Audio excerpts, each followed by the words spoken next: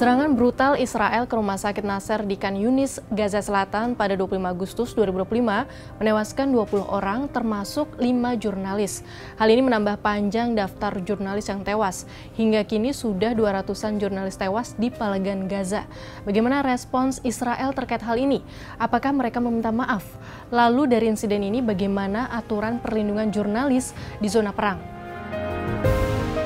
Kelima wartawan yang tewas pada 25 Agustus itu adalah Hussein Al-Masri yang bekerja untuk kantor berita Reuters, wartawan Al Jazeera Muhammad Salama, wartawan lepas Maryam Abu Daka, wartawan lepas Moaz Abu Taha, dan wartawan lepas untuk kantor berita Associated Press Maryam Daga. Rumah sakit Nasser adalah fasilitas kesehatan yang tersisa di jalur Gaza dan masih berfungsi sebagian. Direktur Rumah Sakit Nasser Atef Al-Hud mengatakan, pada saat serangan, sekitar 1.000 pasien sedang dirawat. Selain itu, sedikitnya 20 orang menjadi korban. Dan sekitar 50 pasien terluka akibat serangan itu. Kantor berita AP menyebutkan jurnalis Maryam Daga yang tewas sesaat sebelum serangan sedang berada di lantai 4 rumah sakit. Ia tengah melaporkan para dokter yang berjuang menyelamatkan anak-anak yang mengalami kelaparan akut. Atas serangan ini, pihak Israel mengklaim telah menyerang rumah sakit Nasser.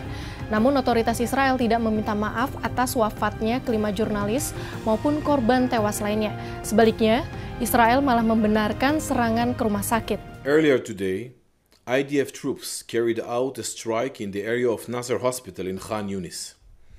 We are aware of reports that harm was caused to civilians, including journalists. I would like to be clear from the start. The IDF does not intentionally target civilians. The IDF makes every effort to mitigate harm to civilians while ensuring the safety of our troops.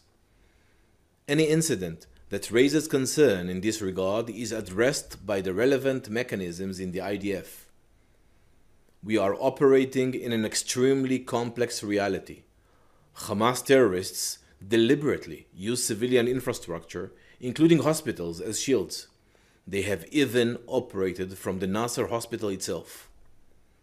Hamas began this war, created impossible fighting conditions, and is preventing its end by still holding 50 of our hostages.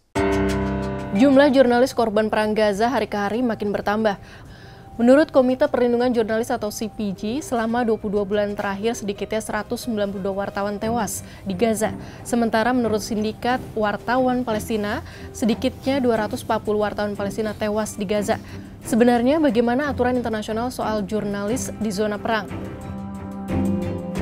Aturan perlindungan jurnalis di zona perang berlandaskan hukum humanitar internasional.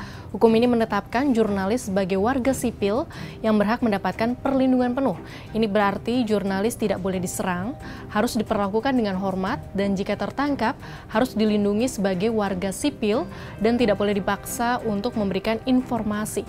Jurnalis pun tidak boleh ditarget menjadi sasaran serangan. Komite Internasional Palang Merah atau ICRC bertugas memantau situasi, melacak jurnalis yang hilang atau tertangkap, serta menyampaikan informasi kepada keluarga dan organisasi mereka. Masyarakat internasional melalui PBB dan organisasi lainnya harus memberikan tekanan kepada pihak yang berperang untuk menghormati hukum dan melindungi jurnalis. Sahabat Kompas, insiden serangan Israel ke rumah sakit yang menewaskan 5 jurnalis ini sepertinya menjauhkan harapan gencatan senjata di perang Gaza. Bagaimana pendapat sahabat Kompas?